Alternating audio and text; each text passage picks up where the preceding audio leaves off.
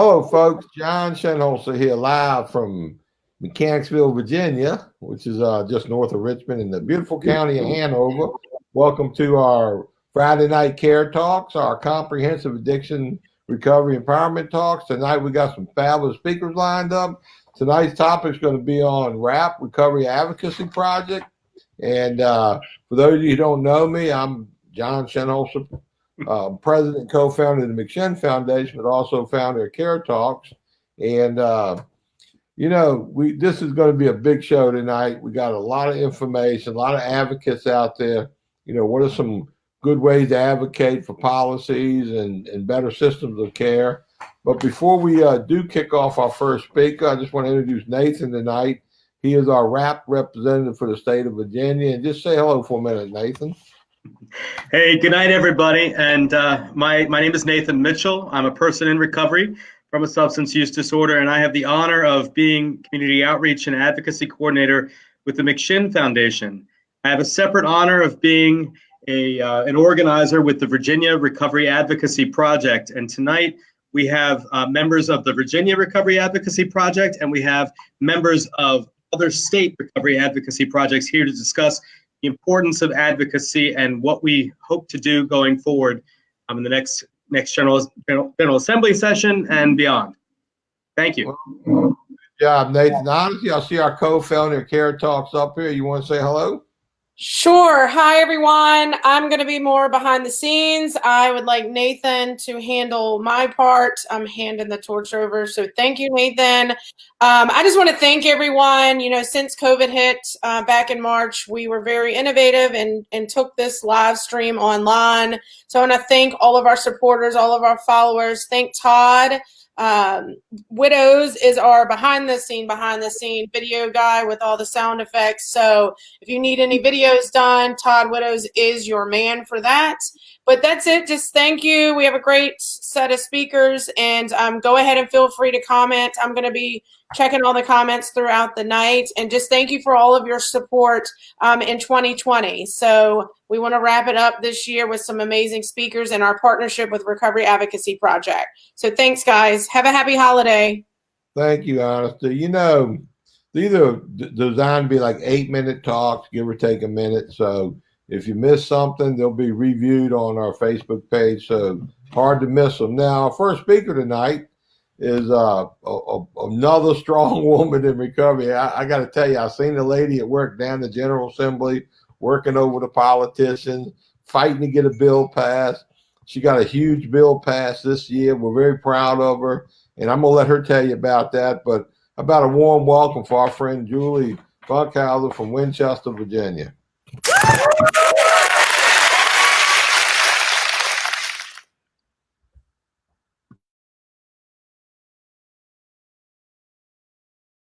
Muted. Am I unmuted? Oh, I'm unmuted. Hi, guys. Good evening. I am Julie Funkhauser. I'm the co-founder and CEO of the Recovery Connection out here in Winchester, Virginia.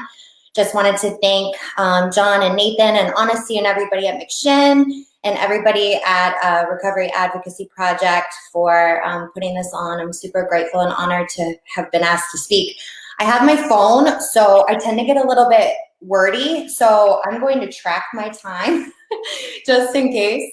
But a little bit about me and what kind of, how I got into advocacy. So I'll tell you that story. But I am a person in long-term recovery. I found freedom April 23rd, 2008, and I have not found it necessary to use any mind-altering substances since that day. My life in recovery has been amazing. I've definitely built a life worth living and found freedom from active addiction. And along the way, I've gotten to have a lot of gifts, right? I went back to school, I got my degree, fell in love, got married to the love of my life, and had 2 awesome kids, Riley and Tyler, who are now 6 and 3. And, all along the way, I also linked up with my best friend, Meredith Spear, and we opened the Recovery Connection out here in Winchester, Virginia. We opened September 1st, 2018, and we officially opened as a non-clinical transitional living program that has since changed. I'll touch on that very briefly in a moment. But The reason why we did that was we identified gaps in our local community in regards to transitional living. There was kind of, the inpatient type of feel, and then there was, Oxford houses, which are great, all serve wonderful purposes, right? But we identified that a lot of people needed more support in reintegrating back into the community. And so we, TRC was born that way. I am here to share with you today my reason behind my advocacy. Never did I ever think part of my journey would be to fight for legislation, be hanging out in Richmond, aside from hanging out with John and everybody at McShin, but hanging out with legislators and fighting for change. On September 11th, 2018, my life changed forever. My husband was in recovery as well, and he helped a ton of people. He would give the shirt off his back. He was an integral part of the recovery community out here in Winchester, and he struggled. He struggled with co-occurring mental illness. And along the way, several months before September of 2018, he got a hold of some negligent doctors and was given some scripts that obviously contributed to a drug-induced psychosis. So, his last week of life was filled with urgent attempts to engage at the crisis level in the emergency departments, hospitals, and he slipped through the cracks. He slipped through every single crack that could have possibly existed due to stigma, due to lack of policy, and all of those things. And unfortunately, on the afternoon of September 11th, I was working here at the Recovery Connection in this home, and I heard a knock on the door. He hadn't been home in days. And there was a police officer to let me know that he was found deceased in a hotel room in Martinsburg, West Virginia. In a blink of an eye, everything changed in my life. I saw life differently. And little did I know at that time that I was about to be catapulted into a mission far greater than I could have ever thought possible. I can't tell you who, what, where, when, or how, but I woke up one morning about a month after his passing and reflecting on all of the gaps in which he slipped through. And I just was like, I need to do something. And I didn't know what I was doing. I didn't know who to talk to. I didn't know. I just started talking. I just started telling the truth, speaking the truth, sharing my heart. And I started to get connected to people. And before I knew it, I was in the Pocahontas building in Richmond in front of a legislator who told me she would take this on and we would carry through some legislation across both chambers. And it was known as SB 903. And it is now known today. I am incredibly grateful to say as Danny's Law. SB 903 lays the foundation on which we can build from, right, in regards to standard operating procedures in the emergency departments. Because 36 hours before Danny died, he went to the hospital. He asked for help. He was not right. He was delusional. He was in a psychosis. And because there was no policy or protocol locked in and in place, he left. And he was let go. And then he later died shortly, hours after. And so I have dedicated aside from, the work that I do with the Recovery Connection, alongside that is my passion for change. And the best way that I could honor his memory is to fight for all those we've lost. I know anybody who has been impacted by addiction has lost someone. Having lost the love of my life and the father of my children, I can say to my kids, today that, Daddy is saving lives from heaven. And, I have a daughter who's 6 right now, and all across all the general session, last session, she would go to her kindergarten class and she's my little advocate now. She would she would go and fill everybody in on, she'd be like, okay, they voted yes in this committee. They voted yes in that committee. And, it's just turned into a really beautiful journey. And, when we talk about facts and statistics, 1 in 8 visits to the ER are for a psychiatric crisis, which of course includes substance use disorder.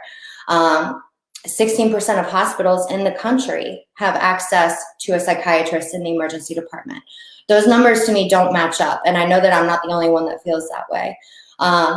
I have learned that life happens for me and it doesn't happen to me. And I'm not going to sit here and question why Danny was taken too soon. But what I am going to do is fight every day and speak my truth and share my heart. And I've learned that by doing that, people listen and people come together. And I'm just grateful that I remember a month in to Danny's passing when I kind of decided I was going to dive into advocacy. I remember very, very clearly looking at my dad. My dad was there. And I said, Dad, one day I'm going to get to the White House. And I said it with conviction and I never questioned it. And I was like, I have no idea how that's going to happen, but I just knew it would. A couple months ago, beginning of September, I was invited to the White House for a roundtable discussion by ONDCP Director James Carroll to talk about recovery in the workplace and celebrating connections. And, I'm not here to question why or how things happen. I'm just here to show up, tell the truth, share my heart. And, some things are unfolding and I've gotten connected with some of the most amazing people I could have ever thought in the industry, in my work with TRC. We've expanded and we now we have a non-clinical program and we also have a clinical program that works with Virginia Medicaid. Serving the indigent population and those that are often so desperately underserved, Now moving forward, there's a lot that needs to be done, right? I know I'm not the only one that feels that way. Something that I've come across is, and I've some other speakers that are coming on tonight, we've had these discussions and you're going to hear more. But, hiring folks for my facility is really difficult because of criminal history. That's something that we need to fight. We need to strengthen Danny's Law. We need to allocate funding for Danny's Law so it can be implemented. We need to take a look at the tax revenue allocation on the marijuana legalization that's happening. And, last but not least, I've been presented with such an amazing opportunity with the Recovery Advocacy Project to use Danny's Law as a model law to build and push out to other state legislators. And I am beside myself. I'm trying not to get emotional because then I'll just waste time. And I just got my 2-minute warning. So I'm so incredibly grateful. I'm so incredibly grateful. I know that this is only the beginning, I've had a deep spiritual journey alongside all of this. And what I can say, my mission, I know it may sound, along this journey, I've come to really grow, change. I don't see life the same anymore. I've learned that love matters. Everything that matters is in love. Relationships, connections. And I'm so grateful that by speaking up and sharing my heart, I know that with all of your help, we can affect change together. And I'll close with this.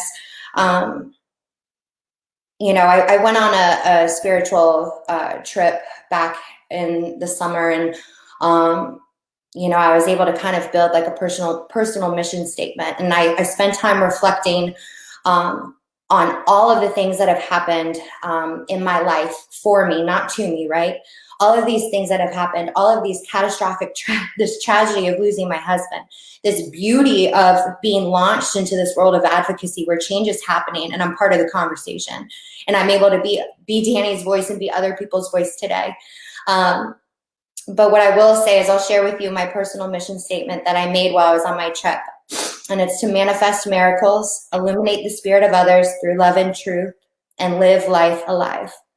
And with that, I intend to do just that. And I don't know, I'm just really grateful to be here. And I hope you guys got a little something out of that. And I know that I am almost done, so I'm going to stop talking. And together, let's just keep rocking and rolling. So thank you all. Thank you.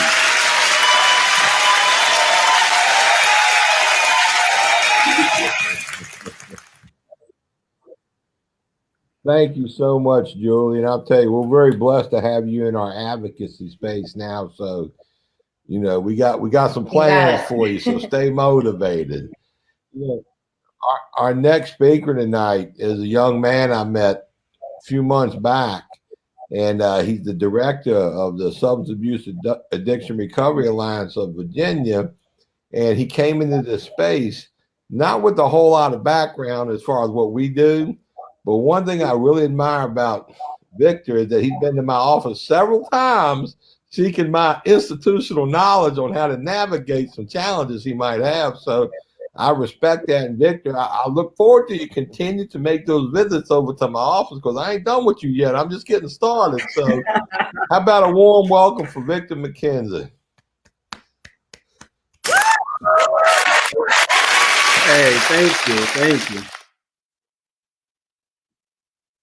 I need to get one of those laugh tracks for my everyday life. I mean, those applause tracks for my everyday life.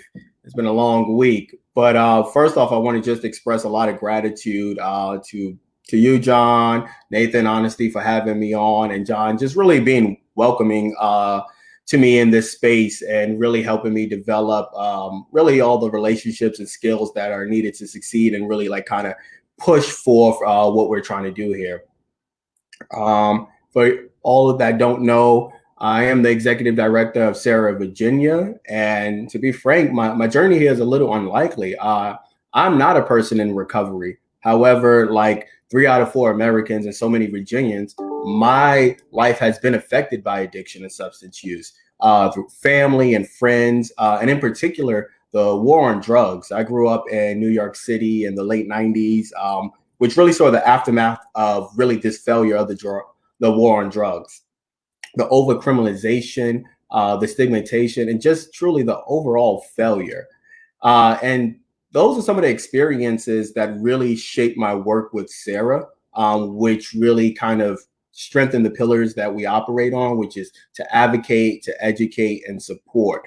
So the ability to kind of come in and help and do things such as this Care Talks, or the ability to meet with Julie and push forth on great legislations that really improve that system of care here in Virginia for substance use and addiction.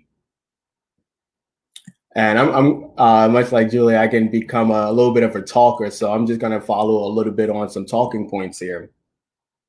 I think coming up with this session is something we have not seen before, which is the inability to meet directly with your legislators face to face.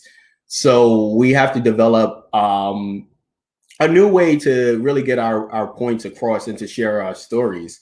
And for you all, you have to know that legislation does not change without organization and without advocacy. So the ability to share your story and how, whether it's the lack of resources or how inadequate laws have really affected your life or the life of those that you support is incredibly important. So that's why I am incredibly happy and proud of what McShin is doing, especially with this RAP project. The ability to really move some of that work virtual and built up that coalition across the state between service providers, between consumers, between peers and supporters, and really kind of rock some of these legislators with a really strong voice. And I think some of the things that we want to keep in mind is that we're really here to strengthen access to effective and accountable recovery supports. It should not take someone 20 days to get into a recovery house. When they need it is exactly when we should be able to provide it. We should have better access to addiction prevention, treatment, and services. And that really stretches the gamut between reimbursement rates for peer recovery specialists, better peer recovery employment programs, and something that Julie mentioned earlier with the barrier crimes.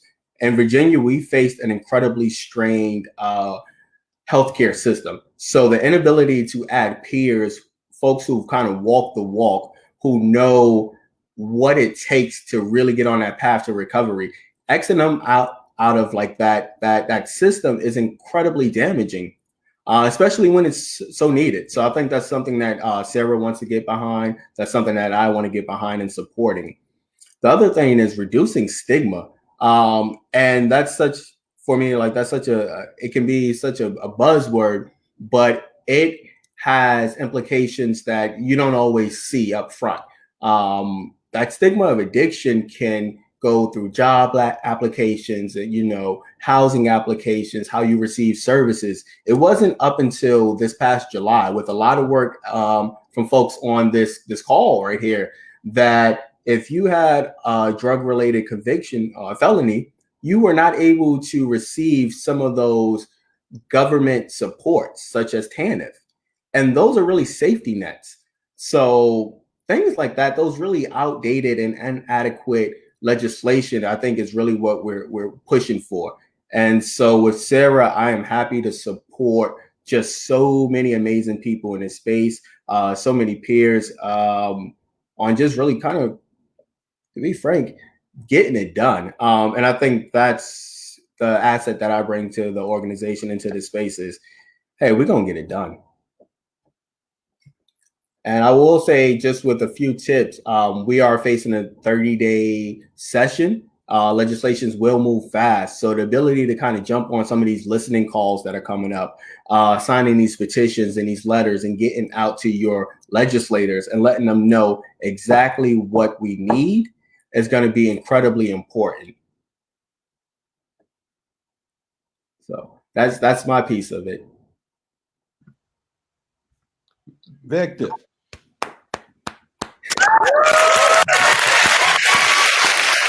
Thank you. I'm going to get you that recording so you can wake up each day to that applause and go to sleep. But, I can't thank you enough for coming on. You're a fresh of breath of air down there at that agency, and we really look forward to collaborating on our initiative. So far, I'm very proud of your progress, and I'm so glad you're in the house, and more is going to be revealed. So I appreciate that, John. Yeah, our next speaker is probably my new best friend from Louisiana. He talks kind of funny, and he can take a minute to tell a story. But the bottom line is, this is an awesome dude. And if you have yet to watch that Netflix series, The Pharmacist, you need to go watch it, because we're bringing you live tonight from Louisiana, The Pharmacist. Dan, take it away, my brother. Thank you, Vic. Thank you, Julie. That was a great job, Julie.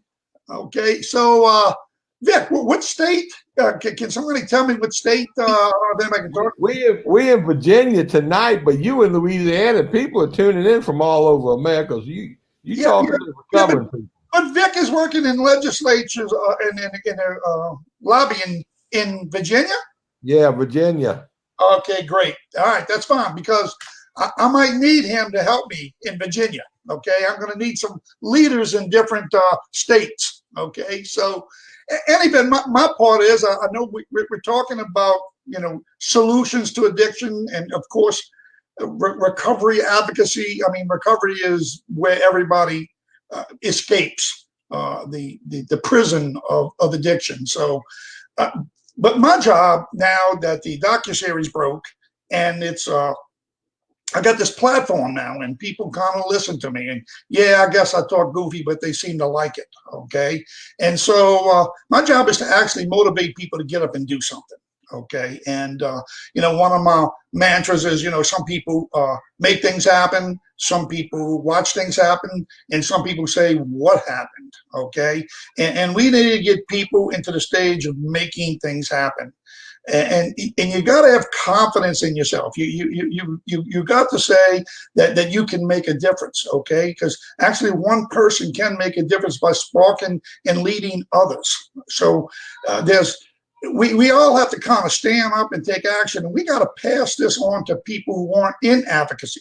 Most of us on this program are standing up, but we need a lot of help and a lot of push to make great things happen. Okay, so another little saying that I'm kind of fond of is, if you think you can, and if you think you can't, you're right.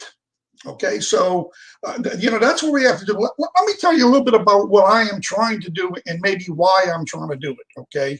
I don't want to go too much into my story because that would be a long thing. But I think most people know my son was murdered. I helped solve his case, and then I went on to like on a rampage. I went after doctors. I did all kind of advocacy.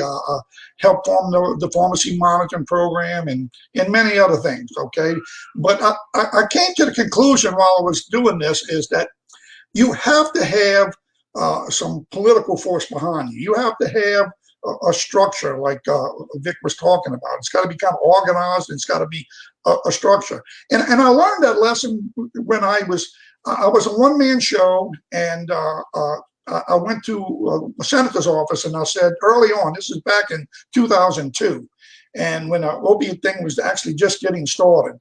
And I went to my senator, state senator, and I talked to him about trying to tax the opioids, okay, so that we could get some money to put up billboards and warn people about addiction, and so that we could get money for treatment and recovery and education. And this senator kind of said, it's a great idea, Dan.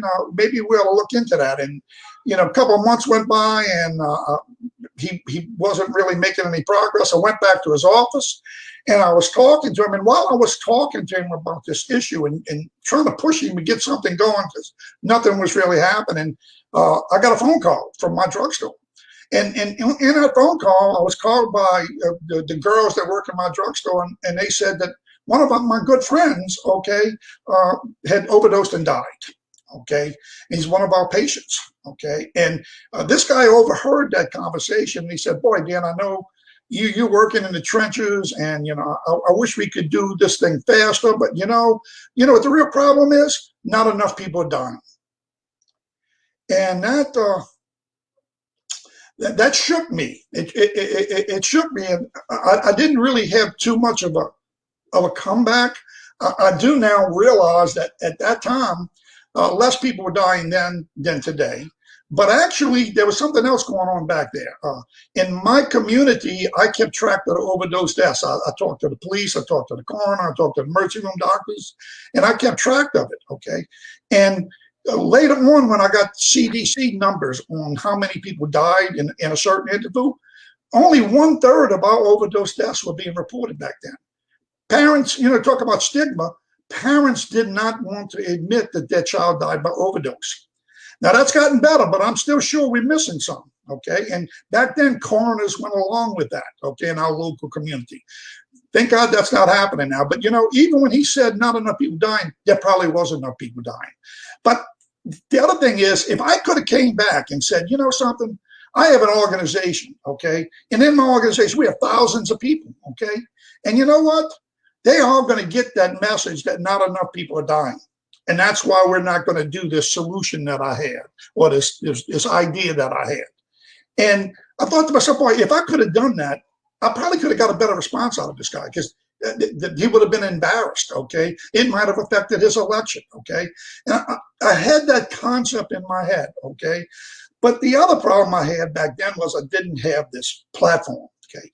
And now this docuseries came out, and I got a platform. I've gotten contacts from all over the United States, and actually all over the entire world. Okay, I'm going to speak in Australia next year. Okay, at the pharmacy convention.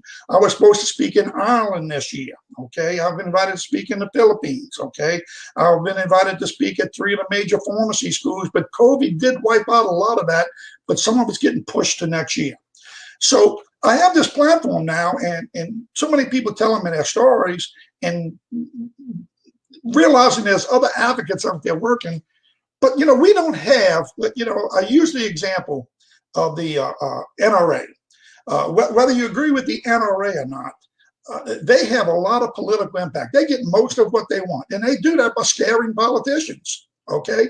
And I think to myself, I said, we have, since my son died in 1999, I think we've had at least 1 million people overdose and die, okay? 1 million. Okay, and they had a circle of what, 10 friends or 20 friends or 30 friends. Okay, so what's that? 20, 30 million that had direct contact with somebody who died. And then the numbers I'm hearing in recovery right now, there's like 20 million people in recovery. And when you really look at it, almost everybody's been touched by this, okay? And so, why don't we, okay, why can't we, out of all the advocates that we have and all the people that have been affected, why can't we get our NRA, okay? Well, I'm actually trying to create that, okay? I call, we're using my name, the pharmacist, okay, because most people don't know me by Dan Steiner. They know me as the pharmacist, okay? So I'm titling this the Pharmacist People's Lobby. Okay, and this is a different kind of lobby now. This is not a lobby that you're going to actually have to go out and do the lobby. Most of the people that sign up, they're just going to be like on a registry. Okay, we'll have some people active, and we're going to need leaders in different states to do the more direct stuff.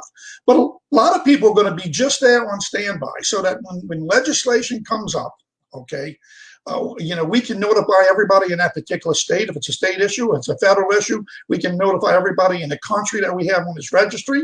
And, if we have like 1 million people on this registry and 25 to 50,000 in every state, okay, I can send them what's going on, the resources that we're looking for, and the bills that are coming up, okay?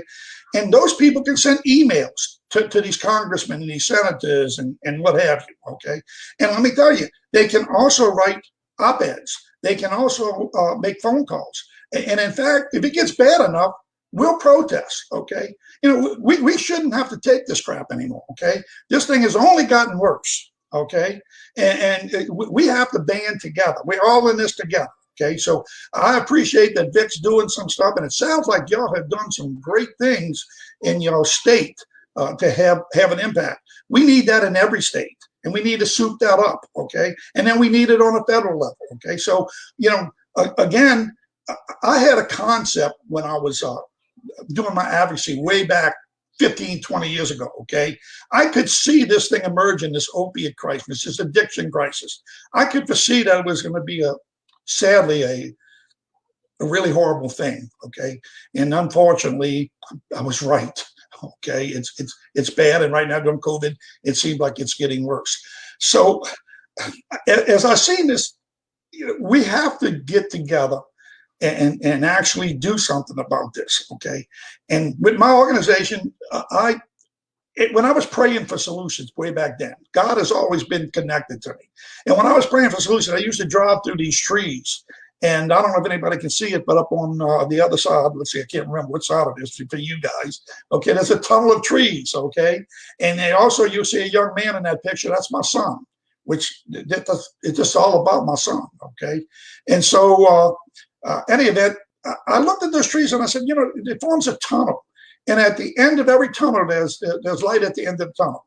And I now have a concept too, is we can become the light at the end of the tunnel if it isn't bright enough, okay? So people go to my website, it's called tunnelofhope.org, okay? And they sign up and they get registered with a name and an email, and it's all private, and we're not giving this thing out or anything like that.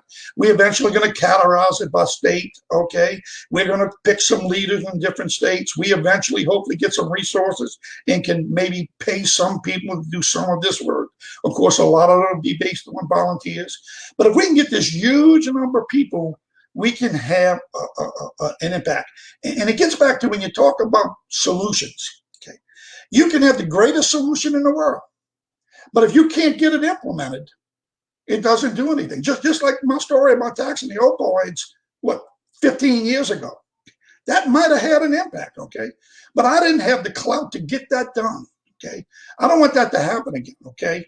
We need to get money for recovery places like John, that's a nonprofit that he calls them authentic. We're really talking about reputable, okay? And along the way, we're going to have to do something to get some either regulation or some guidelines or some standards for sober houses and such. But then we have to get some, of course, they always get private donations because they're nonprofits, but we actually got to get the government to work with these people because they're doing the work on the ground to save people. Okay, and we need everybody working on this thing. Okay, so we want to work on sober living. We want to go in the process. We got to end the stigma. Remember the stigma. Not enough people dying. Well, there was also a stigma when my son got killed.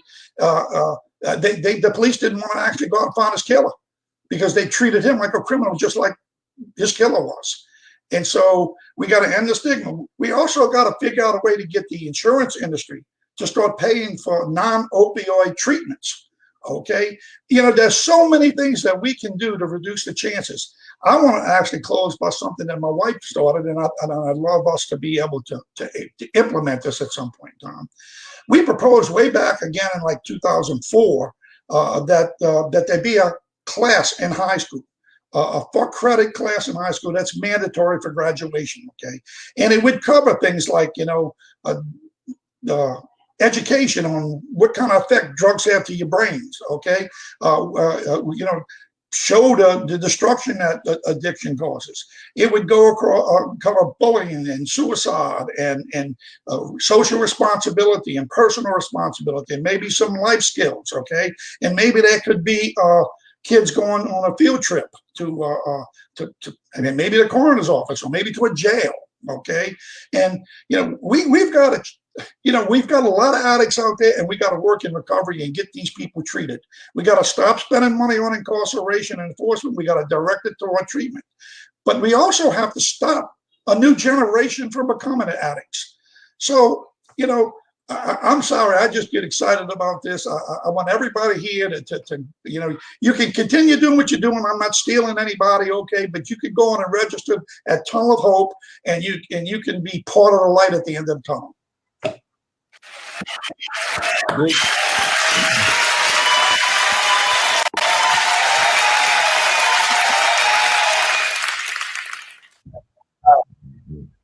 Good job, Dan. Matter of fact, people don't realize that's probably the shortest talk you ever gave. So good work. People don't realize it, but one thing Dan does, if you're doing an event, if you have a Hill Day, a Lobby Day, or a Recovery Month event, Dan is very easy to reach, and he will come to your event. He's accessible.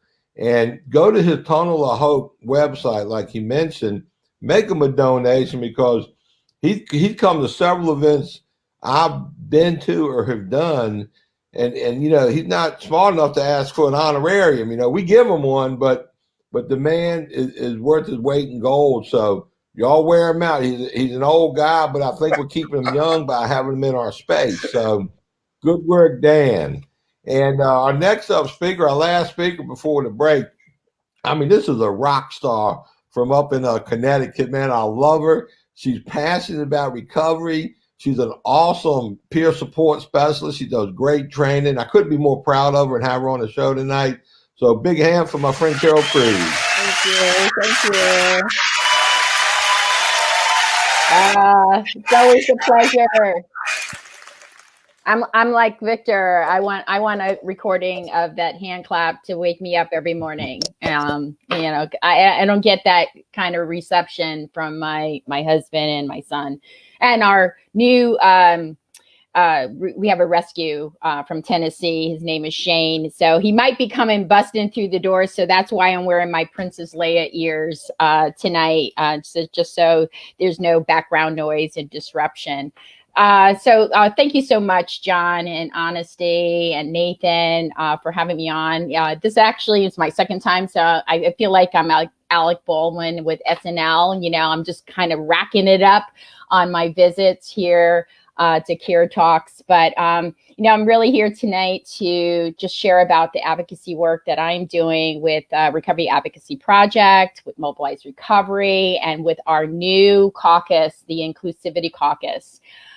Just to give you a little background, if you don't know me, my name is Carol. My pronouns are she, her, hers. And I can't remember exactly what month I was on, but I was around COVID, early COVID. And I'm just thinking about, where I was in my mindset. And I had shut down my brick and mortar for my nonprofit.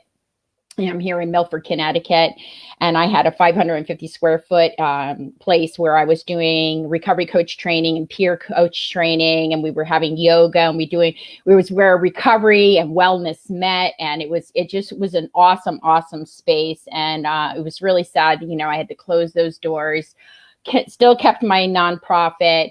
and was into our second year into Mobilize. And Mobilize, and then, like a lot of you know, that we Mobilize Recovery became virtual. We had a great turnout of like 500 folks.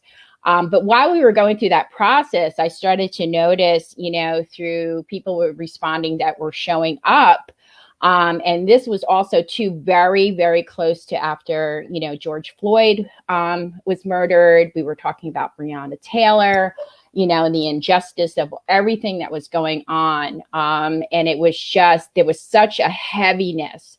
But I found myself at 10 o'clock at night, my time, calling out to Ryan Hampton, because he and I had a conversation in the back of the hotel out in Vegas last year in 2019 around, you know, showing up, you know, doing better and having more people, inclusivity at the table, BIPOC, Black, Indigenous people of color, LGBTQ community, folks with disabilities, living with disabilities, not just at the table, but at the main stage. So he kind of sent me on an assignment. I got together with Jesse Hefferman, and we started our venture and journey into building with the Inclusivity Caucus, what we felt that our community needed, the community recovery, because I know many of you have seen, yeah, you know, again, I was, you know, listening to Dan, and I had to follow Dan. So I don't know who put up the list there, but, you know, I having to follow Dan, but I did see, I watched your documentary twice, and, you know, and this is what we've been seeing in, you know, drugs in America, right? And specifically the opiate crisis. I'm in personal long-term recovery. I'm a woman in a long-term recovery. I was, you know, from the 80s crack era, got recovery in early 94. And, you know, we weren't doing this type of work. We weren't advocating for folks, you know, in disproportionalized communities. We weren't. We were jailing, you know, we were jailing still to this day. You know, our Black, brown brothers and sisters are still in jail for crimes, low drug crimes.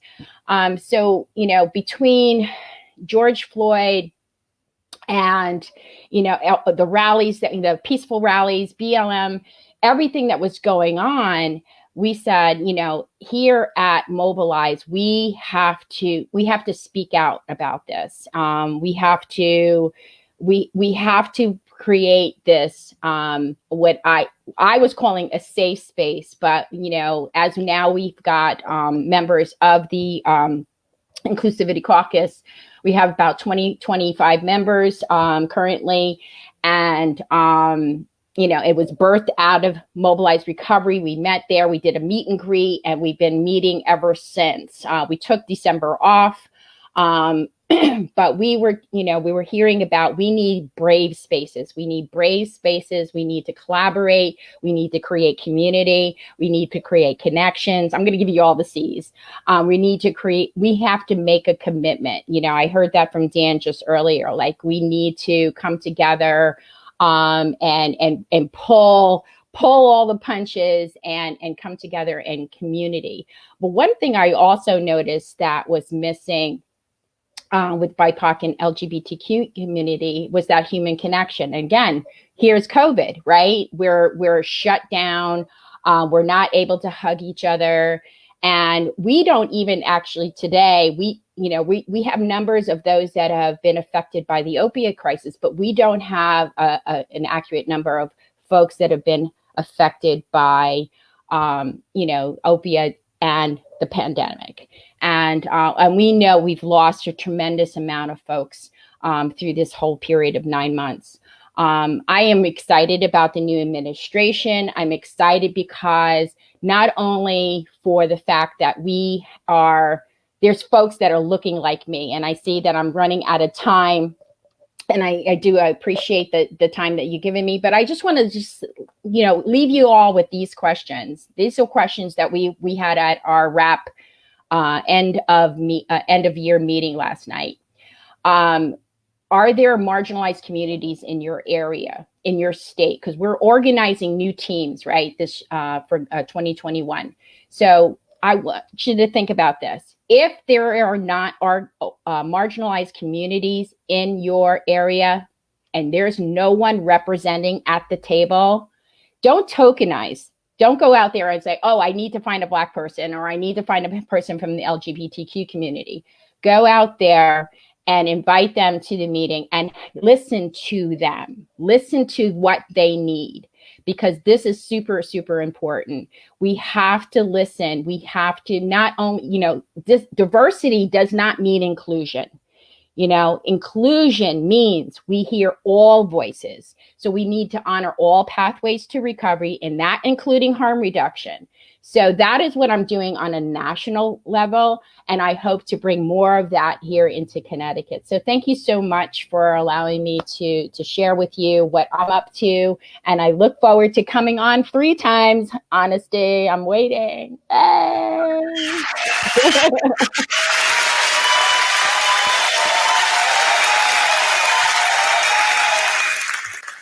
Well, I think the proof's in the pudding that, we keep reaching out to Carol. You're in the herd now, so you couldn't escape if you had to. I think we just heard some fabulous speakers. We're going to take our standard break. We're going to come right back after the break. I think it's a 10-minute break, if I'm not mistaken. And yes, Honesty? Oh, bye. Hey. But when we come back, you're going to see Nathan, because he's hosting the second half. And I'm going to come back on the end. So am I missing anything, Nathan? Yes, one thing that everybody can do while we take this break, take 2 minutes to join the conversation. Down in the links there, we've got a virtual listening session to discuss recovery advocacy in the Commonwealth of Virginia tomorrow at 2 p.m. We're having a Commonwealth-wide conversation. All you got to do is click a link, sign, be a part of the conversation tomorrow. It's Very right good. There in the chat. All right, gang, we're going to see you back here in 10 minutes. And go to that link. 10 minutes. Don't be late. Here at McShin, we believe in the McShin way, which is authentic recovery support service providers, people with lived experience, bringing that experience to those who need that lived experience in recovery. Here at McShin, we believe in many things to support our mission. We believe in women empowerment. What I love most about what we believe here at McShin is we believe in the authenticity of the peer-to-peer approach. Here at the McShin Foundation, we believe in giving people opportunity. Here at McShin, we believe in the inherent worth and dignity of every person. At the McShin Foundation, we believe in helping people reach their full potential. Here at the McShin Foundation, we believe in multiple pathways to recovery. Here at McShin, we believe in placing principles before personalities to help spread hope. Here at McShin, we believe that recovery is possible and that any person seeking recovery can become a more acceptable, responsible, and productive member of society. Here at the McShin Foundation, we believe in self-discovery. Here at McShin, we believe in saving lives and offering second chances. Here at McShin, we believe you can do this. Here at McShin Foundation, we believe that we can only keep what we have by giving away, which is why we continue to help others like us seek and find recovery.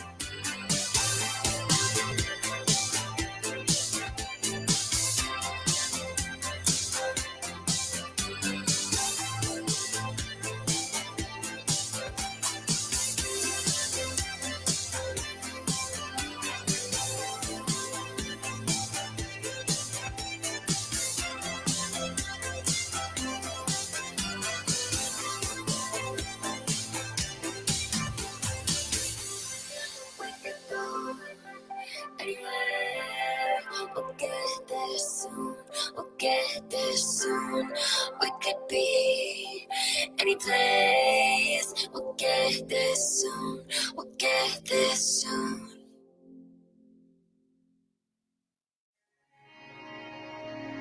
Hi, I'm Carol McDade, and I'm the co-founder of the McShin Foundation. People call me the Mick in McShin. And I also, in my day job, I have a small government relations firm in Washington, D.C. that has a special focus on addiction and mental health issues. And I've worked as an advocate in Washington, D.C. for over 25 years. And sadly, this year, we've seen numbers like I've never seen in my whole career. The COVID-19 pandemic has caused an increase in not only addiction and overdose deaths. In fact, we saw latest data from May of 2020, and we saw a 42% increase nationally in overdose deaths. And I think we've seen almost a 10% increase where we're located here in Virginia. Many of you who live in other states have seen the same unfortunate trend. And we obviously have seen an increase in suicides as well. Many times suicides are committed while people are under the influence of alcohol or other drugs, and they lose their judgment, sadly. So I am a big believer that now more than ever, because of the incredible need for the services that organizations like McShin provide, that we need your help, and we need it in different ways and at commensurate with what your ability and your family can do. But McShin needs your help. And that help can come in the form of financial donations. It can come in the form of volunteer hours. It can come in the form of providing things during the holidays for our clients, many of whom will not be able to travel home this year and who we will be trying to create a feeling of family and holiday and celebration while they are sheltering in place in Virginia. We do have a lot of clients and participants here who are hail from other places, and we're trying to make them have a feeling of home and safety while they are celebrating the holidays with us here. So please give to what your capacity is. We know it's been a tough year for everyone, but we really hope that you can find a place in your heart before the year ends to make McShin a part of your family's annual giving plan, and consider leaving us, if you or a loved one is doing estate planning, consider leaving McShin as part of a planned gift. And we have people here who you can contact to help make that easier for you. Thank you so much, and happy holidays to all of you. Hi, I'm John Shenholz, the president and co-founder of the McShin Foundation.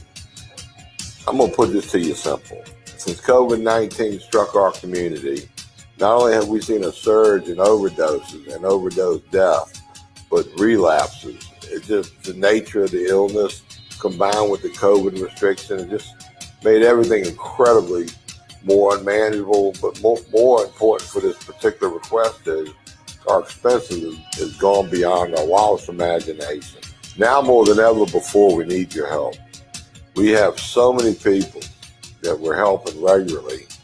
Our costs, our staff costs have doubled, our housing costs have doubled, the cost to run this operation has doubled as a result of COVID-19 restrictions and CDC guidelines.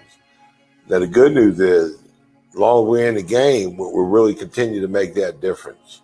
So we want to be in the game. We know we're doing a good job at it, but we need your help to carry on to our capacity. So, please consider giving to us. Thank you.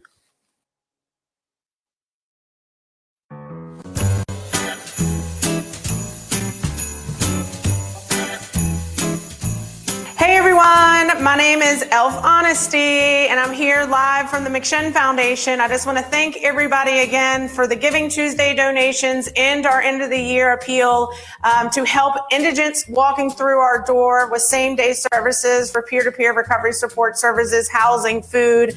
We wanted to do a fundraiser for the actual participants that are going to be in our 11 recovery houses during the holidays. We want to raise money for baskets for each of our 11 recovery houses with some holiday cheer for our participants. This can be anything from food to holiday movies to popcorn to gift cards so they can have a pizza party.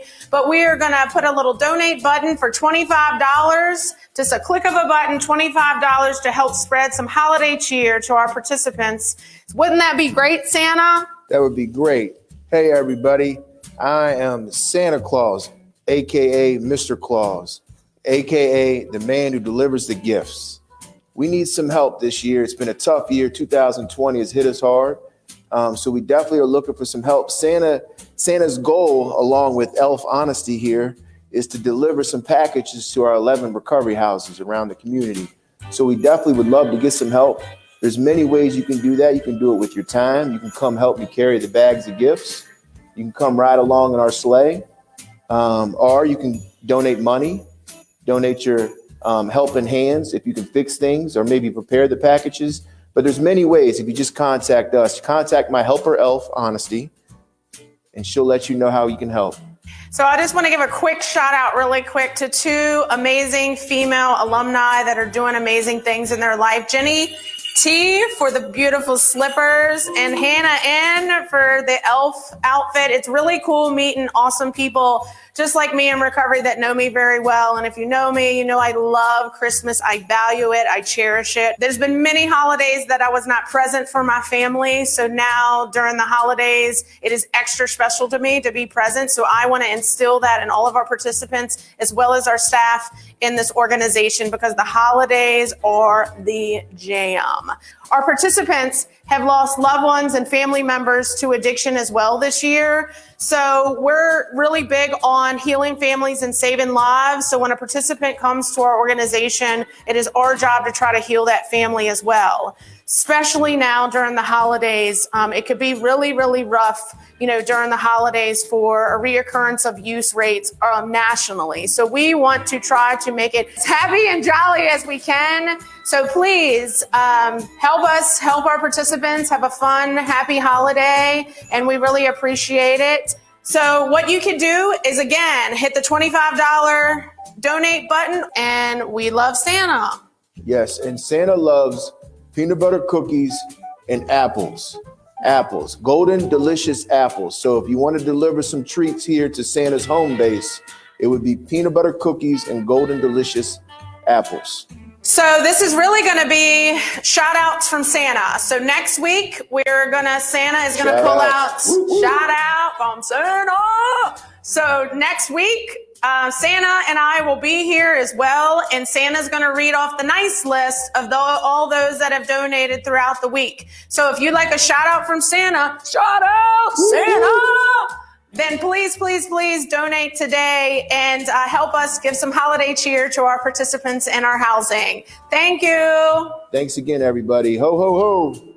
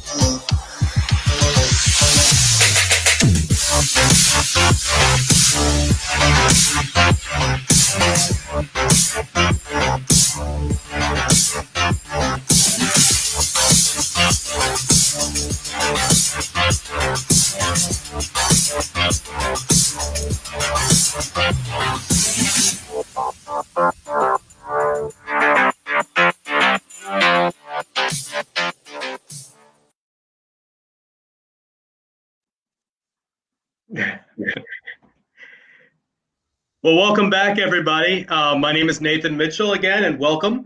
My pronouns are he, him, and his, and I have the distinct honor of opening this next half here.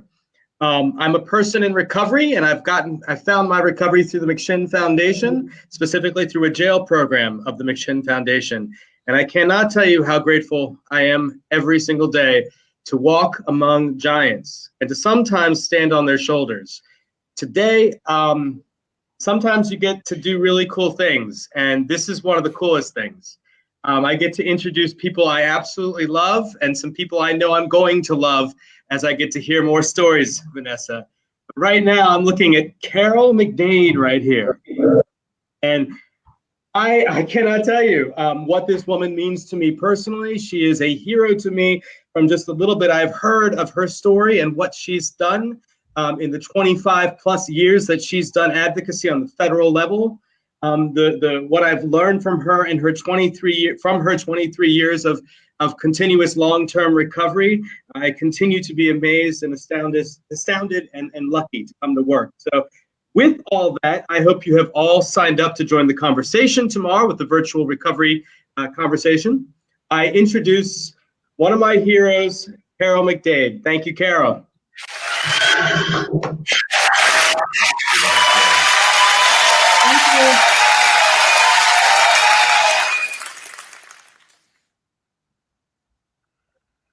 Well, good evening, everyone. My name is Carol McDade, and I am going to dispense with any further introduction since Nathan did such a great job. And I'm so pleased that Nathan is running or is in charge of the Recovery Advocacy Project in Virginia. He's a fantastic leader. And to help share in our brief time together some of the tricks of the trade that I've used in Washington to build successful coalitions who end up making change and getting laws passed.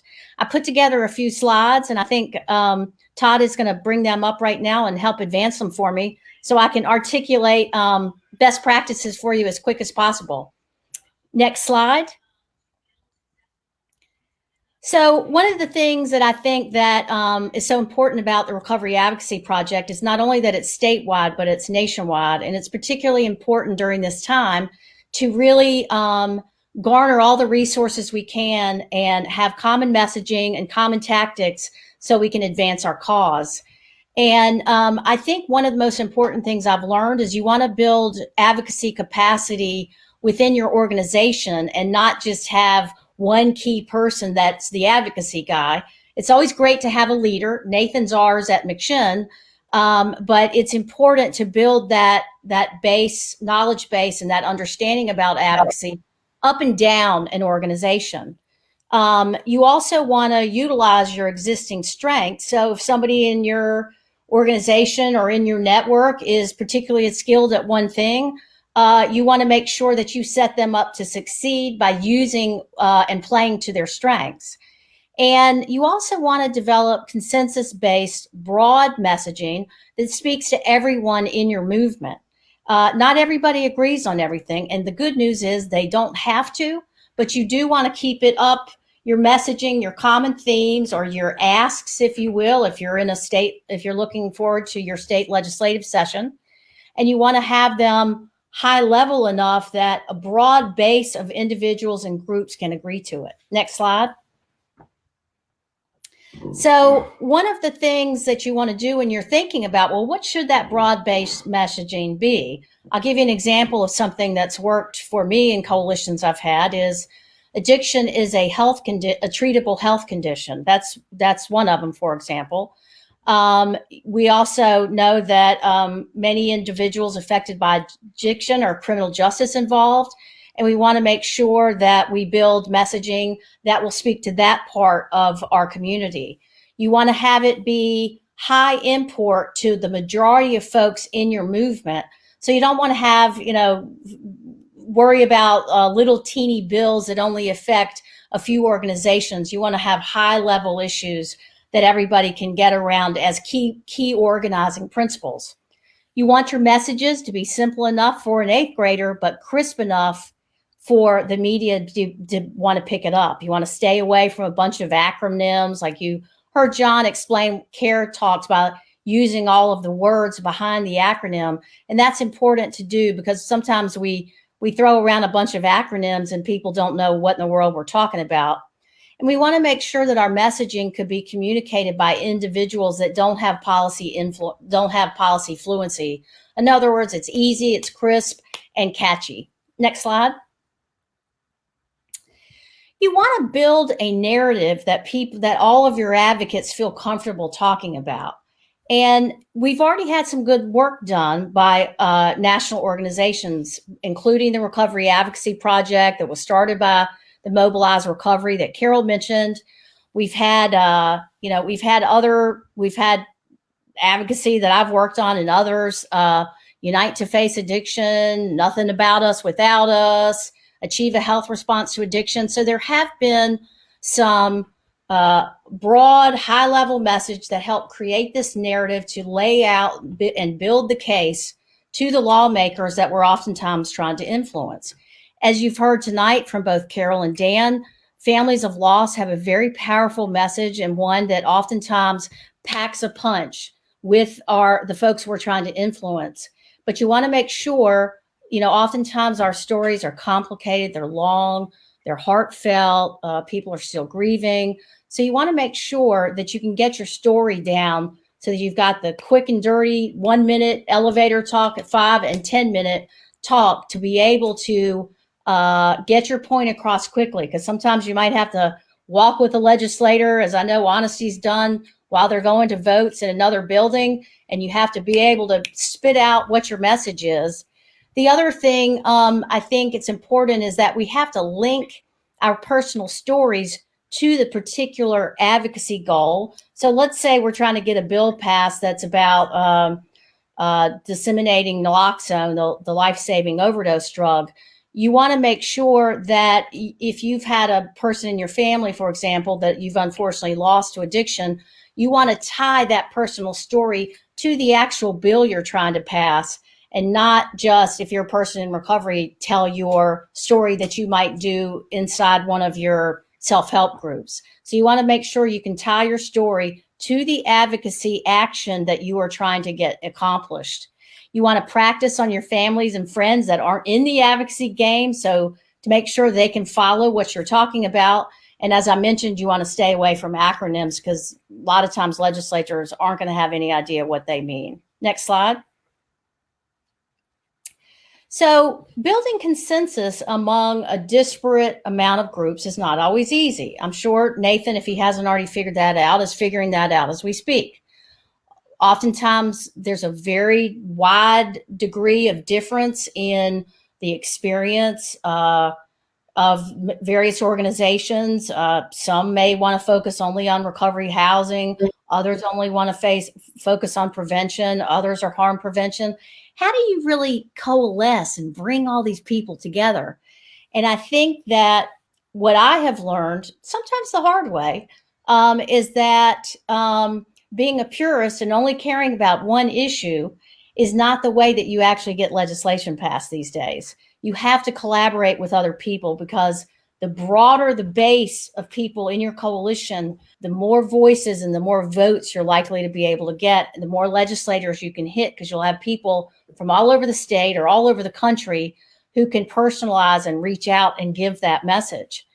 I also think that in order to bring the coalition together, sometimes the more experienced folks, the more well-recognized folks in the coalition have to burn up some of their own political capital. In other words, use some of that reputation that they've built for having been a doer in this field, and go and have them seek out others to be part of this under the tent. Sometimes some of the groups are like, no, we don't want anything to do with those recovery advocates. We're only about harm reduction. We want to create safe environments for drug users. What we want to be able to do is to take our individuals who've been in the advocacy game in the recovery world a long time and have them reach out to other groups and say, just come to the meeting, check us out before you make assumptions. And sometimes people like Nathan are going to have to call on people like John and Honesty and I, who've been at this for a while, and say, look, I need you to help me encourage, the such and such group to come to our meeting to be part of the conversation. And that's something that we will have to use some of our political capital on to help Nathan accomplish, because we're all in this together. I know for me, when we were getting the Mental Health Parity and Addiction Equity Act passed, which is an insurance law that tries to prevent insurance discrimination against people who have addiction and mental health conditions, I remember a legislator said, I want all the addiction and mental health advocates to work together. And at the time, we could not stand each other, I'm embarrassed to say. And I can remember when we first started working together, I had to sit and run these coalition meetings where we would be taking assignments for different members' offices. And it was like crickets in the room. Like nobody was offering to do anything. And my team and I were having to say, okay, we'll take that office. We'll take that office. And everybody was just sitting there silent. And sometimes when you're bringing groups that have not all had the same agenda together, you have some uncomfortable moments. Aaron knows that. Not everybody, some people are suspicious of other people's agendas. There's been history, things have happened. And you have to be willing to go through that awkwardness at the beginning to build this big tent coalition. And I can guarantee you, if you will live through those periods, it's very much worth it. And you have to recruit leading voices from all sides of these issues. And if you can get that one person to come under the tent, then the rest of the group oftentimes will follow. But that takes some work. And Carol Cruz mentioned something in her talk that's very important. And it's a very basic word that we all learn in kindergarten, but we don't oftentimes practice, which is to actively listen. Actively listen to groups you're not accustomed to working with, to hear their point of view and really internalize it, and not just sort of say, oh, well, here comes so-and-so, I know what he or she's going to say. And I think that, there's always going to be haters, right? And you have to focus on the folks that are uniters and not dividers, and know that you're not going to be successful bringing everyone into your coalition, but you can work on those people who are willing to work with other people. Next slide.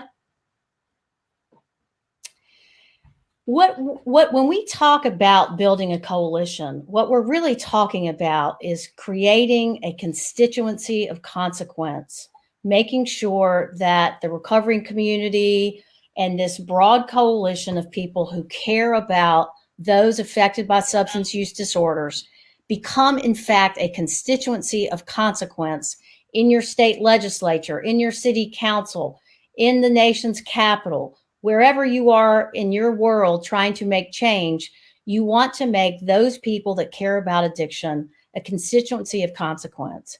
And in my experience, some of the things listed on this slides are some of the ways that you can tell a constituency of consequence.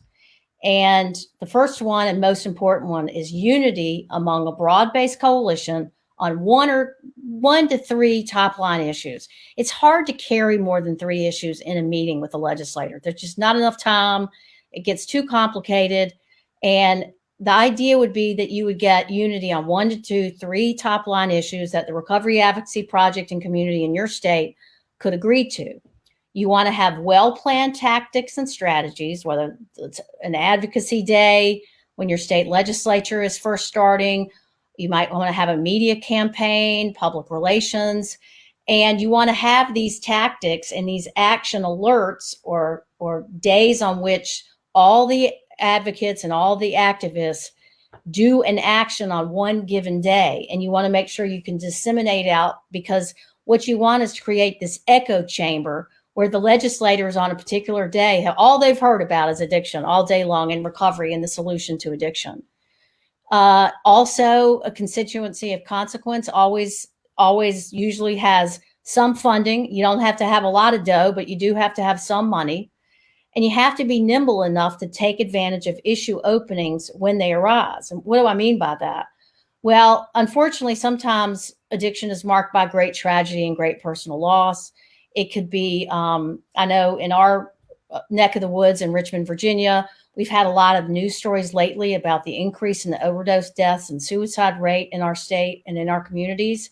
And you want to be able to become an expert from the media's perspective, and then they can call you and say, hey, we've seen all this new data come out that looks really bad. Can you tell me more about that? And you want to develop those kinds of relationships with the media and with key influential people in your community, so that you're the go-to guy to be able, or gal, to be able to answer questions like that. Next slide. So some of the messaging that I've seen work before, we certainly don't have to adopt this, but, you know, achieve a health response to addiction. I've seen work with members of Congress that I've worked with. You want to be able to pitch messages that set recovering individuals up to succeed. I've seen young people in recovery and the Association of Recovery Schools and Faces and Voices of Recovery. They've all had platforms to pitch recovery supports like education, employment, and housing, and healthcare.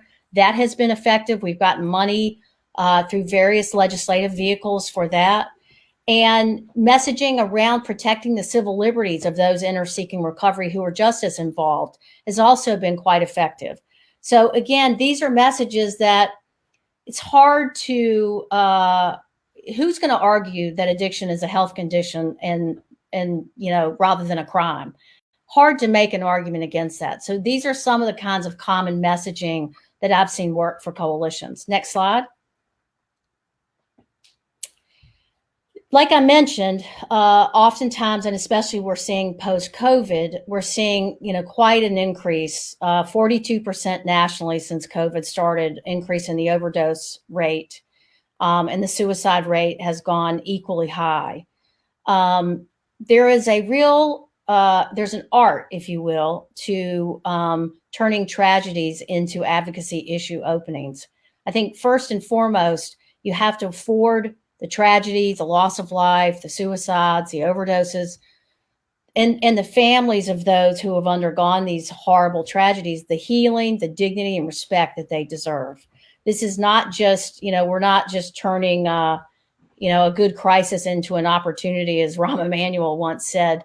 You really are trying to use what's happening as a springboard to action to help those who have suffered these incredible losses. But I think the minute that you see if there's, you know, like a spate of overdoses in your community, you want to start planning and having your action ready.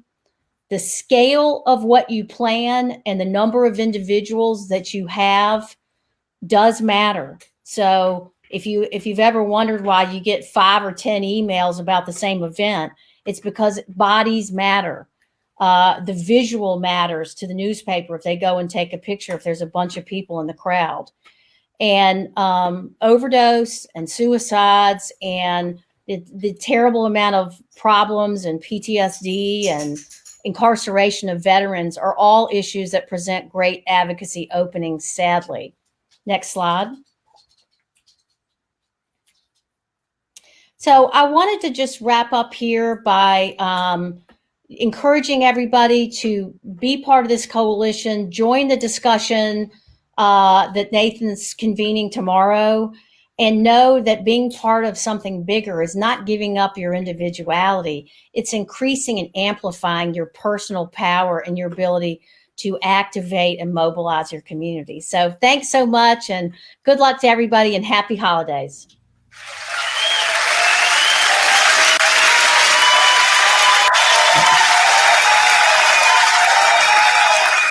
Carol, thank you. Thank you, Carol. And I am so inspired by what you shared, and I appreciate that you put my name, but there is a whole group of people working on this tomorrow, and I'm one piece of that puzzle, and we've got Katrina and Julie and so many other people that are part of that, and I'm so grateful to have building a coalition of people, you know, really from the grassroots up. So our next speaker is someone I have not yet met. So I think I may have heard you speak one other time. So I'm very eager to hear your message. I'm eager to hear what's happening in Indiana. I'm eager to hear what you got to say. Vanessa, I'm going to say your name probably wrong. I'm sorry. Vanessa Derschultz. Is that close? It's okay. Derkel. I'm sorry. Vanessa is a certified addictions peer recovery coach.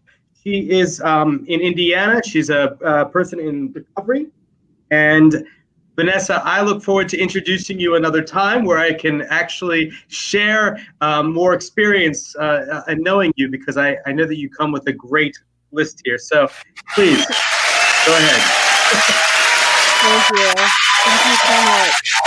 I just want to start out by saying that I am incredibly elated to be here. I feel it's such an honor and to speak among a bunch of fellow advocates that I admire and look up to. So thank you all for sharing your messages. You are the reason why I'm here today. So a little bit about me is I am Vanessa Dirkles. I am a person in long-term recovery. For me, that means that I have not had any mind or mood altering substances since December 12th of 2018. So a little bit about me is I lost my brother when I was 13 to a opioid overdose.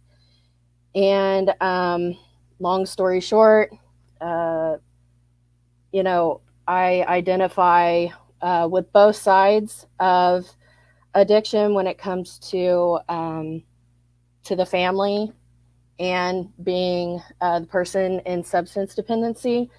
And so because I grew up in an environment where I was not taught healthy coping mechanisms, and I just continued that family cycle. I tell everyone that my first addiction was codependency. And so long story short, I was found unresponsive in the same spot my mother and I had found my brother years before. So ever since then, that was a big wake-up call for me. I have been fighting every day for my recovery and the recovery of those who feel they don't have voices. So a little bit about why I joined the Recovery Advocacy Project. It's been about a year ago.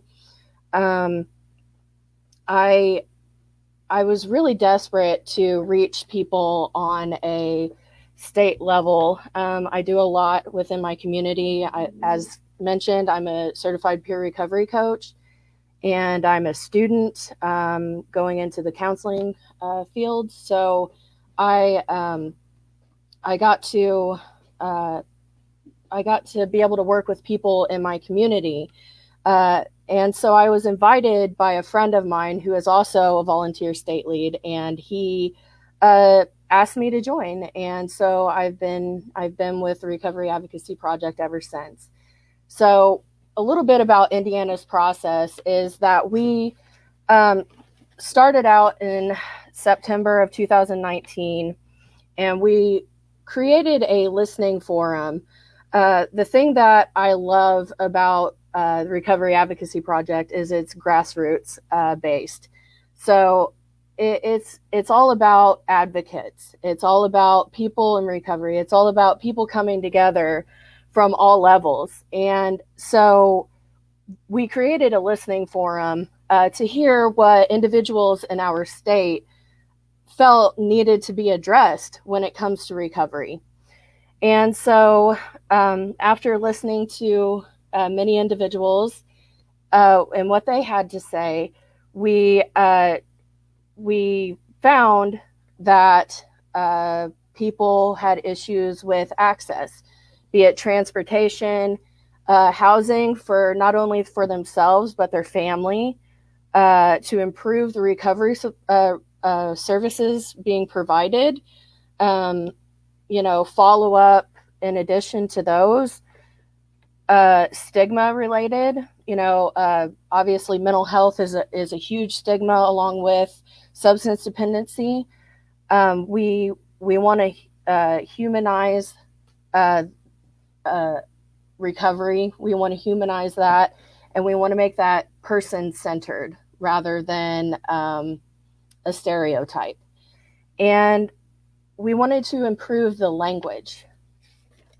So the final area that we got from this listening forum is the justice system.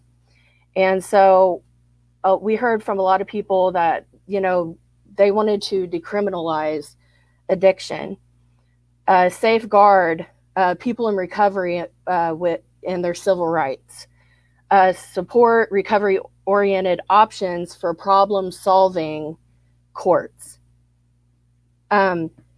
So after doing all that, we created a platform endorsement statement, and it kind of addressed all of those things. And so since then, we've kind of worked. We've had a few different events, and I'm so grateful to be a part of those as well. We talked we did an event. The first event I was ever part of was the language training, and this kind of reached, anyone. We tried to reach as many people as possible, not just in the recovery community, but we really find that our language and how we address ourselves as people in recovery does affect how others see us. And so working on that language to person-centered language rather than, stigmatizing phrases like addict, alcoholic, that was one of our main educational pieces. We did do a vote recovery region 5 after that, and we had some amazing speakers, and we addressed the issues around substance dependency and how important it is to vote, and that our votes as recoveries do matter. And so that was an absolutely wonderful event. And then a little bit about the last event we did, which was back in late October. A lot of the work that I do today is in the domestic violence field. And so how we addressed that was I had just done a lead for one of the organizations I am in partnership with through my place of employment, which is the Wabash Valley Recovery Center. And we were able to, I started talking about how it was Domestic Violence Awareness Month. And my team seemed like, really felt that, maybe creating a event, to raise awareness in the correlation between ACEs, domestic violence, and substance use disorder. So we were able to, we had a target audience. We really wanted to work with, or, kind of talk to the people who were in the field of domestic violence and provide them with information on how important it is to have peer support services in shelters in the domestic violence field. So that was a great event. We had a lot of wonderful feedback from that, and it went very well. So since all of that, today we're trying to really focus on building our team currently. And so back in 2019 when we started, we had like 20 activists, and now we're up to over 400. We've got 4 state leads, and we're just really excited to be able to get other people to come and advocate with us. And so our plan from that is to be able to grow our team and kind of base our actions on our platform statement, which is stigma, access, and justice. So that's all I have tonight. Thank you.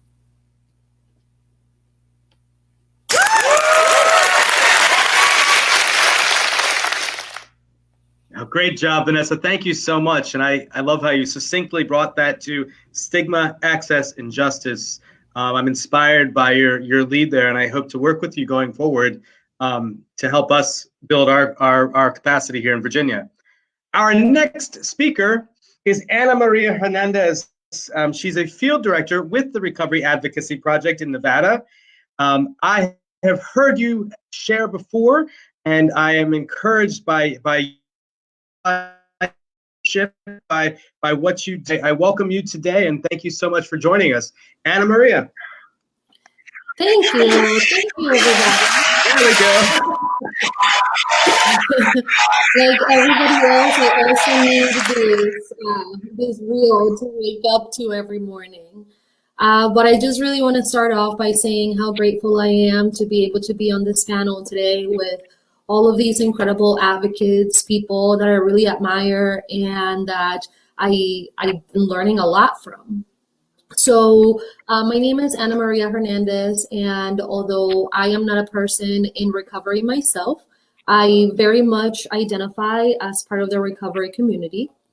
I first came into recovery when I met and fell in love with my boyfriend. He was a person in long-term recovery for years prior to us meeting.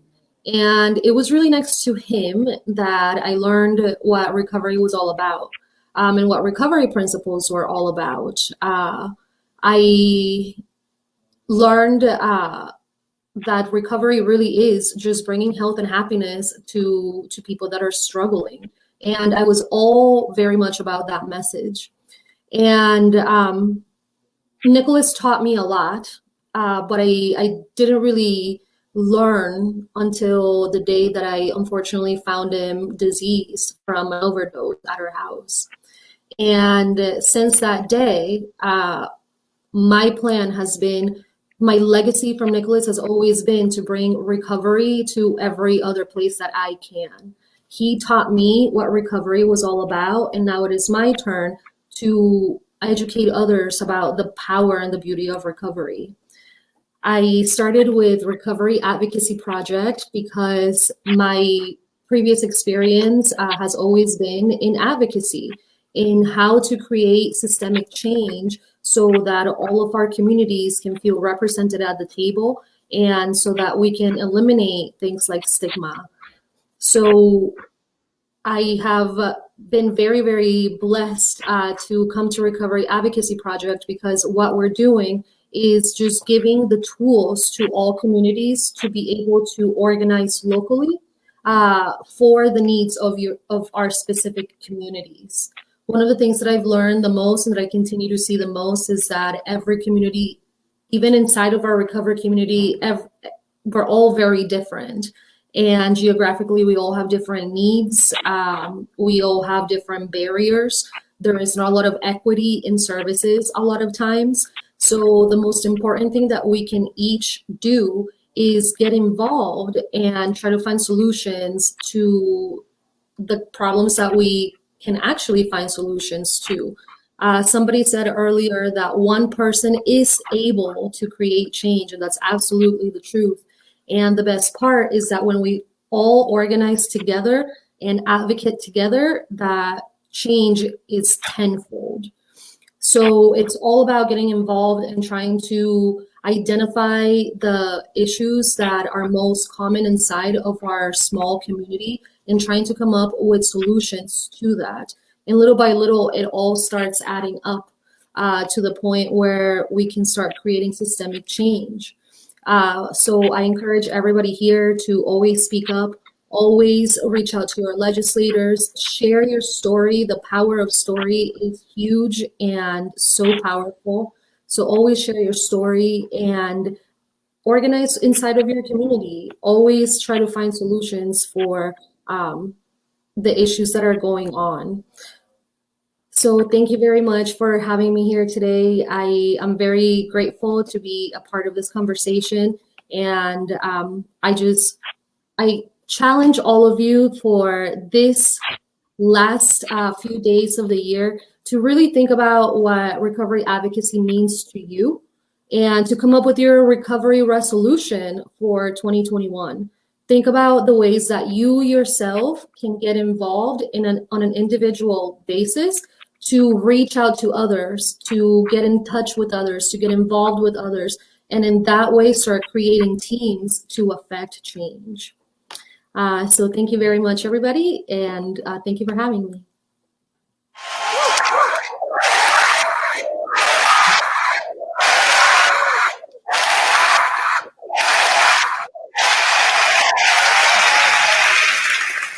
Anna Maria, thank you so much for coming and sharing your story and your passion with us. And before I introduce our final speaker tonight, I do want to welcome everybody again and invite you all to join the conversation. We continue this conversation little by little because the issues are there, they're real. And we can't just sit here alone screaming in the dark. We can work together, we can make some plans, we can actually affect some change together. Tomorrow we have a virtual listening session at 2 o'clock Eastern time. The link is right there in the comments. Join the conversation tomorrow, come in there, be a part and see and make sure that your voice is heard. This is very important right now. We've got legislation on the books, that legislation going into the works right now that could possibly legalize adult use cannabis here in Virginia. Now, I'm not going to sit here and go into the whether it should or it shouldn't. What I'm going to sit here and say is there damn sure better be some money carved out for some authentic peer recovery support services. When we go into this, we need to make sure that we come together as a voice and make sure that we've got issues together that we can work on. So with that, I'm going to introduce someone who's fast becoming a good friend of mine. He doesn't realize that perhaps, but somebody I really rely on to finesse my language, to really help me, prod me, and get me going. Someone who's sometimes in Pennsylvania, sometimes in Nevada, but I think he's in South Carolina now. Aaron Kaczarski from the Recovery Advocacy Project. Thank you so much for joining us today. I put this to you.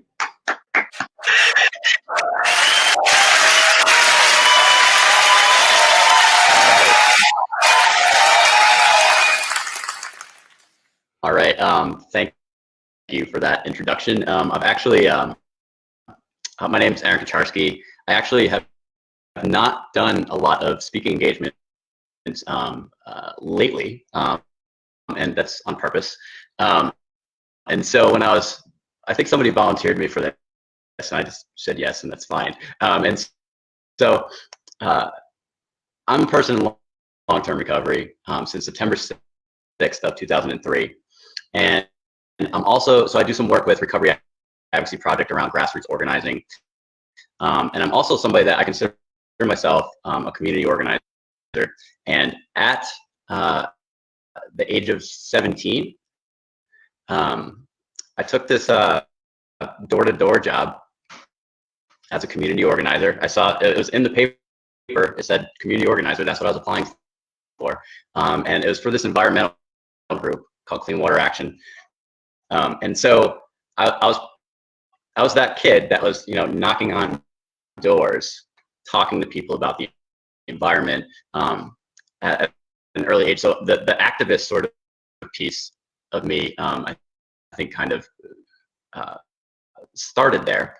And I think all of us have that sort of piece of us in there. But there are a couple things that I said and that I learned through that job early on. And the first was every person that I talked to, I would talk to about 40 or 50 people a night and knock on people's doors.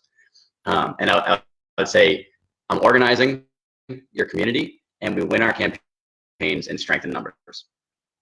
And after saying that thousands and thousands of times in my youth, I think that I was able to say it, but also I did that job for 4 years, and so I was able to see it.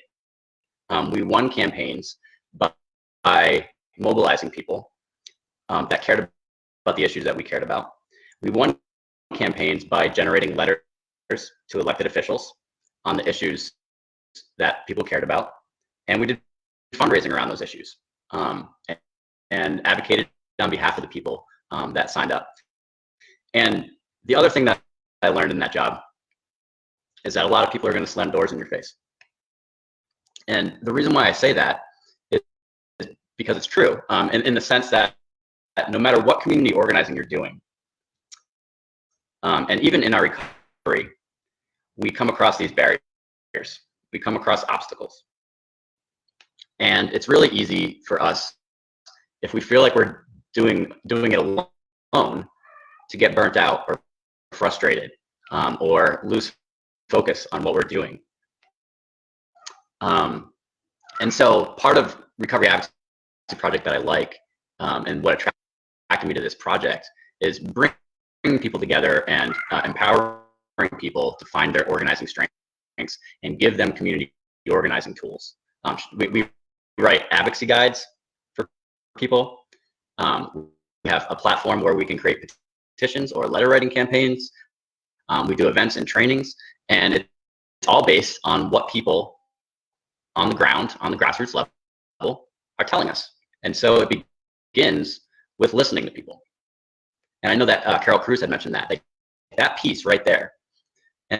And the piece about listening to experiences and finding out about the common barriers, Vanessa mentioned it as well, when they're doing that in Indiana, and we have one in Virginia tomorrow at 2 p.m. I know a couple of people have talked about that already. And so this community organizing mentality, I've talked to a lot of people about it, but I've also seen it work. I've worked to pass legislation that took 2 or 3 years. Sometimes it gets passed in the first session, but there's community work that we can do as a part of community organizing. So community and legislative-based solutions, and that's what Recovery Advocacy Project is about, is working to give people the tools to do that in their own community. And so Recovery Advocacy Project Virginia looks different than Recovery Advocacy Project Mississippi and Alaska and Rhode Island and Indiana, and it should, because people on the grassroots level are having different experiences and dealing with different obstacles. And so that community organizing mentality has always just been up with me. And the funny thing about this is that that job that I was talking about, that environmental job, our hours were like 2 to like 8 p.m. And when I was younger, it's like, I did that job for 4 years. So we'd get out of work, and a lot of us would go out to the bar. And I did this for years and years and years, and that was actually a part of my addiction story. And then I found recovery, because I could not continue the way that I was going, and it actually left this hole, because all of a sudden I wasn't community organizing. I had to make sure that I was focusing on myself and taking care of myself and working to build a community in recovery. And so for years I kind of didn't really do any sort of community organizing. And then I did some work with some grassroots groups, and then in 2008, I'd say 2006 was when I first started doing some advocacy work, and that had to do with recovery. But it was 2008. I lost my best friend to a heroin overdose, and he was somebody that used to work with me in that organizing job that I was talking about, and he was somebody that was working to get help. I'd gone to support groups with him, and I remember, his body being brought out of his apartment, and I keep that with me. There's a reason why I remember it. I choose not to forget it, and that piece about localizing the issues and personalizing. We get into this work, recovery advocacy, on a personal level. There's something locally that happened that engages us in this. I haven't met too many people that got involved in this because of national or federal stuff. There's some, and that makes sense. But for me personally, the people that we're coming across all across the country that are getting engaged with Recovery Advocacy Project are there because there's a local issue that affects them. And so having that local mentality and keeping that, and I actually think I was thinking about this the other day in terms of the election, and during the election cycle, like 90% of my brain was like consumed by national politics, and 10% was like on local elections. But in reality, in terms of the impact that I can have, the national election of the president, sorry for my cat, the national election of the president, I think has less of an impact on my daily life than my local elections. In terms of my capacity to make change and to organize. And so having that sort of thought process, it's weird when you say that, like I said that in my brain and then I said it out loud and then I was like, wait, is that really true? And and it is. And for me personally, like I've developed relationships with my local elected officials through the election process in South Carolina. I'm new to South Carolina, and so I'm just getting to know my elected officials and decision makers here. But because of the election, I knew every candidate on the ballot, and I messaged them, and I said this. I said, this is what's going to take for you to earn my vote. And I told them my story. And guess what? I didn't get responses from some of them, just like the same way that I got doors slammed in my face when I was organizing at 17, 18, 19, 20 years old. And that's okay. But for the candidates that were running for office that did engage with me, I worked with them. I told them, this is what's going to take to earn my vote. And I built relationships with them. And they earned my vote. I didn't care about what political party they were a part of. If it was, like, I found out, like, my state representative was in some of the same CrossFit classes as my girlfriend. Like, I wouldn't have known that, like, if I didn't, and so we got to talk about that, and then we just started talking about addiction, all right? And so building these relationships and the idea of relational organizing, that everybody here has this network in recovery, or family members, supporters, harm reduction communities, criminal justice reform communities. Like, there are communities out there that we all have this network, and we work to organize those communities, and on the local level, we can make a huge impact, and that adds up. And we don't always see it, but I'm here to say that trust me, it adds up. I've run statewide advocacy programs in New Jersey. We had 10 to 12 advocacy teams that were all volunteers, and all the work that they were doing in their communities added up to this national, to this statewide movement to get legislation passed and to change public policies that were discriminating against people. I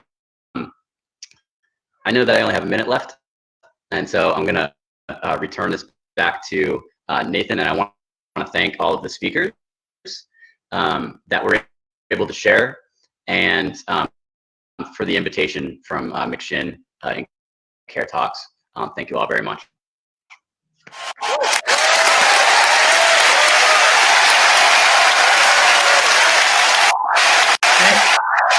Thank you so much, Aaron. Thank you. Aaron, what I like about your message and what I get from that is when we support recovery, we build stronger families, we produce safer communities, and we create healthier citizens. And that's the message that I get from what I hear from all of you today. And I want to thank all 8 of our wonderful speakers, Julie, Victor, Dan, Carol Cruz, Carol McDade, woo-woo, Vanessa, Anna Maria, and of course, Aaron. Thank you all so much for participating and sharing your experience, strength, and hope with us. Thank you, John and Honesty, for putting this all together. And thank you, everyone who participated and listened. And thank you to everyone who joined and took the action and became a part of the solution by coming to the virtual listening session tomorrow at 2 p.m. So with that, I put it back to John and Honesty. Thank you so much for allowing me to be a part today. Good job, Nathan. Hell, we might have a part-time career for you here. So, hey, I just put it out on Facebook. USA Today made the top 10 documentaries of the year. Dan Snyder, the pharmacist, in the top 10. Woo-hoo! So we had him on the show tonight, and Good timing, Dan. Very proud of you. But look, if we don't take responsibility of our advocacy efforts, who will? Criminal justice people, the special interest people. We need to become the special interest for authentic recovery support service providers, prevention, and harm reduction. So that's our responsibility. So I'm very proud to be part of this movement. And I know it's a late night on Friday, so I'm not going to go off on a tandem, and I'll just honestly close us off. Sure. Just thank you. It's definitely Carol and John, specifically Carol, has really taught me how to beat down doors and go and advocate. I was scared to death. So if you're still watching and you're new to this movement, it's okay. We were all new at once. So just remember, like, we all have a voice and there's a way to approach everything. And what the Recovery Advocacy Project is doing is amazing. And I love that Nathan's able to be McShin's representative for that. And I've known Aaron actually taught me the training on messaging training when I was a baby newcomer in recovery. I had like a few months in recovery, and I remember Aaron came to McShin. Yeah, baby newcomer. And it took me a little while, probably over a year, because I was strictly 12-step and I just didn't understand how to advocate, and I didn't want to offend the 12-step. But now I am a proud advocate for those, that struggle with addiction and their family members. And it takes practice for sure. But if I can do it, you can do it too. And we need more voices out there because we need more solutions. So thank you guys. Have a happy holiday and a safe new year. Bye.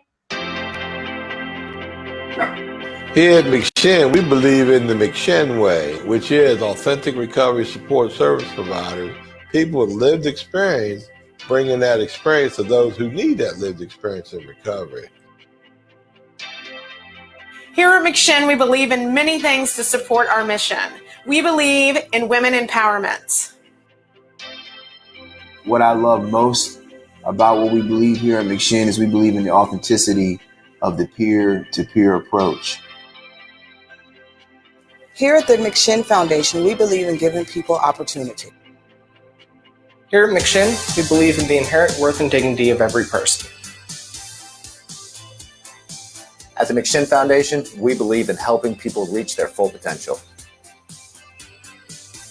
Here at the McShin Foundation, we believe in multiple pathways to recovery.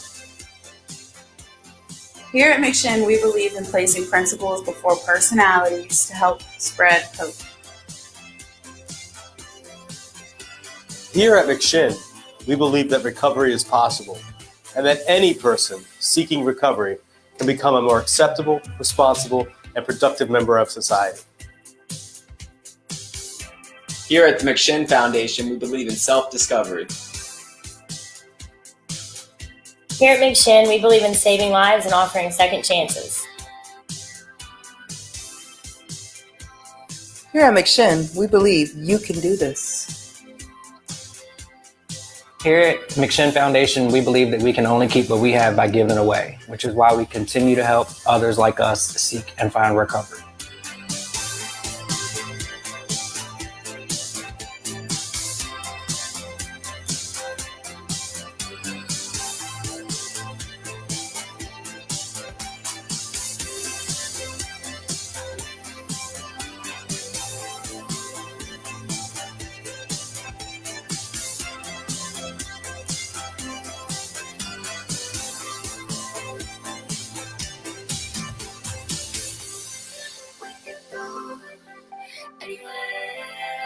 We'll get there soon.